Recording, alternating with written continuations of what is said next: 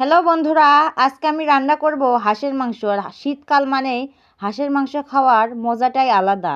এই তো হলুদ লবণ সব কিছু দিয়ে দিলাম। এরপরে আলু দিয়ে দিলাম।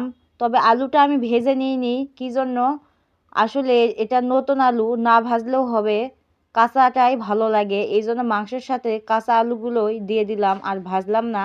আর এইদিকে দেখো, ঝাল বাটা, আদা, রসুন, পেঁয়াজ, মশলা বাটা সব কিছু একসাথে দিয়ে ভালোভাবে মেখে নিলাম। এইদিকে মেখে নেওয়া হয়ে গেছে। এইদিকে আবার কড়াইতে পেঁয়াজ তেলানি দিলাম।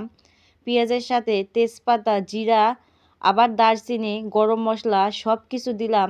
দিয়ে মাংসটা তেলানি করলাম।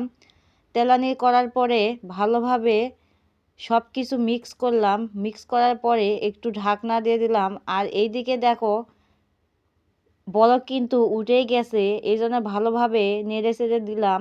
আর এখন আস্তে আস্তে মাংসটা কষাতে থাকবো। আসলে মাংস বলতে যত কষাবো ততই কিন্তু স্বাদ লাগে। যখন মাংসতে এভাবে হালকা যখন নিচ দিয়ে যখন বোঝাই যায় যে তেল বের হয়, তখন কিন্তু মাংসটা কষানো প্রায় হয়ে গেছে। তবে এইদিকে আবার বাড়িতে আবার আমরা কষানো মাংস খেতে খুবই ভালোবাসি, এই জন্য আবার কষানো মাংসই তুলে রাখতেছি বাটিতে। কারণ কষানো মাংসের স্বাদ কিন্তু আলাদা, আমরা এভাবে খাই, তাই আমরা মাংস একটু তুলে রাখতেছি। তারপরে আস্তে আস্তে নেড়ে চেড়ে এবার ঝোল দিয়ে দিলাম।